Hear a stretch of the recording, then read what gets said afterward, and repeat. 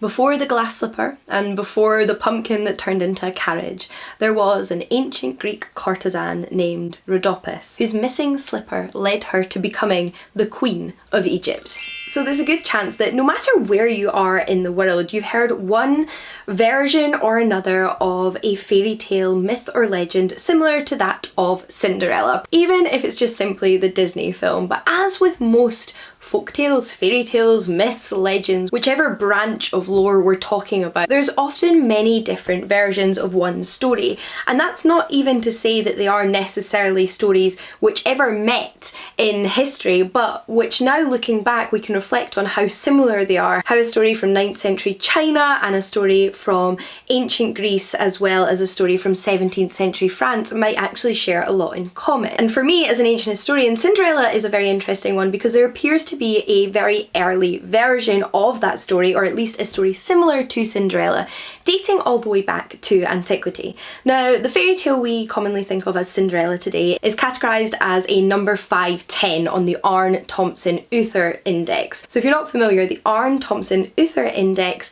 was a way of indexing folktales, fairy tales, religious tales and myths that was first begun by a scholar named Arne in the early 1900s. It was built upon by Thompson and then built upon again by Uther, and it's something that scholars continually refer to. The 510 reference comes into the subcategory of magical tales and specifically refers to tales with a persecuted heroine. So not necessarily featuring missing slippers or shoes, but that is certainly a theme we see come up time and time again, not just in Cinderella. Now, the most widely known and probably most famous version of the Cinderella fairy tale in Europe, at least these days, is that written by Charles Perrault, who was a French folklorist, and he is responsible for adding in some of those iconic details that perhaps we associate with pop culture like the Disney films, such as the fairy godmother. And this isn't the only fairy tale that Charles Perrault inserts a fairy godmother into. He really loved a fairy godmother.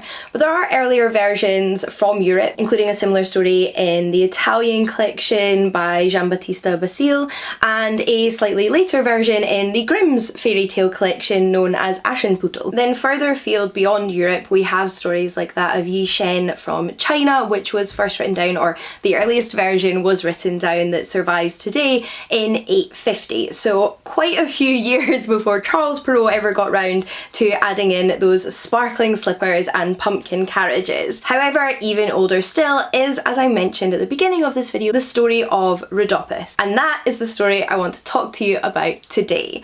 So the story of Rhodopis, although her name is referenced elsewhere, is covered in greatest detail in the writings of Strabo, who was an ancient Greek geographer. So he wrote a work titled Geography or Geographica, which dates back to the early first millennia to the 1st century CE, and is exactly what you would expect from a work entitled Geography. It is an exploration of antiquity through geography. It looks at important historical sites, important mythological sites, important religious sites in the ancient world, some of which Strabo may have seen in person, some of which he may just be repeating information that he has found or learned from other sources, and alongside those he often includes little tales, little tidbits of history or mythology. And it is when he arrives at his discussion of the pyramids of Giza in ancient Egypt that he touches on the story of Rhodopis. So the pyramids of Giza were built as a tomb to the pharaoh Khufu, who reigned during the ancient Egyptian Old Kingdom. So like very old.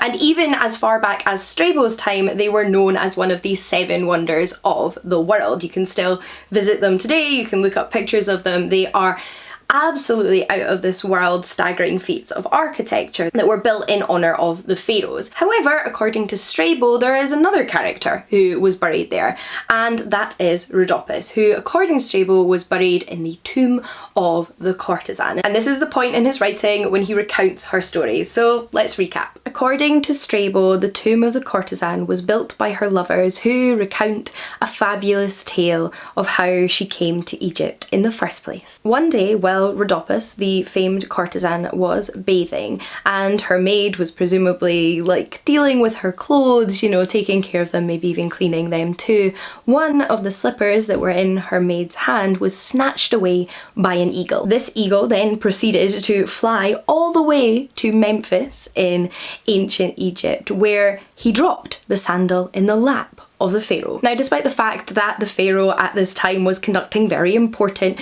judicial jobs as he did as pharaoh according to Strabo, he was captivated by the sight of this shoe. Not only was it a surprise for it to have dropped into his lap, but oh, was it a beautiful shoe, and looking at it he couldn't help but be fascinated by the elegant woman who presumably wore it. And Strabo specifically comments on the beautiful shape of the sandal, something that may have indicated a beautiful foot belonged in said sandal in the pharaoh's eye. Side note, if you're interested in a very short history of our obsession with feet, then check out Solemates, A History of Our Fetish for Feet by Adam Zmith. Very, very interesting little book. Now, the pharaoh quickly became obsessed with said sandal, and he was desperate to know more about the woman who owned it. So he gathered his soldiers and he sent them on a quest to travel the width and breadth of the land until they found the woman who owned this sandal. And they did so, eventually finding themselves in Naucratis, where Rhodopis just happened to be. Rhodopis's reaction to this encounter or what had happened to her sandal isn't recorded by Strabo, but the soldiers do take her back to Memphis, where she meets the pharaoh and they are married, eventually finding themselves buried together in the pyramids at Giza. So quite a short little story, definitely much shorter in sort of word length than, say, Perrault's Cinderella. It's also an interesting one when compared to Cinderella because prior to the whole slipper incident, Rhodopis and the pharaoh had never met. The slipper wasn't just a useful way to find a woman that he had already fallen in love with.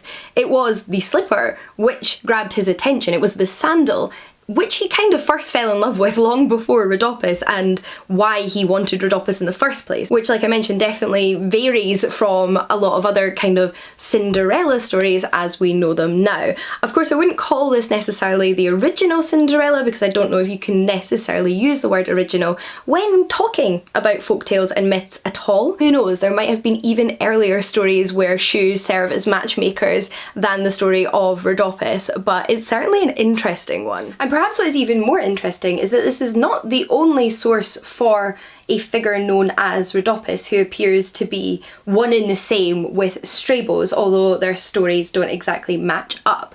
So a much earlier version of Rhodopis's tale is found in Herodotus Histories, which is credited as being the first work of historiography. And in this book, Herodotus recounts various tales again of the ancient world, including Egypt, and he mentions a Thracian woman who was enslaved in Greece but later became a free woman in Egypt and worked as a courtesan while there, and she was very wealthy, she was very good at her job, and she became very famous. No mention of marriages to pharaohs or missing sandals, but he does mention that there are those who credit Rhodopis with building, or at least being part of the inspiration behind the building of the pyramids, but he specifically says this is not true. Now, this isn't to say that you should believe Herodotus over Strabo. There are various things in Herodotus' histories that are very evidently not true, including like giant elephant-sized ants. But it is very interesting to see a woman by the same name with small details shared but also changed cropping up in different sources.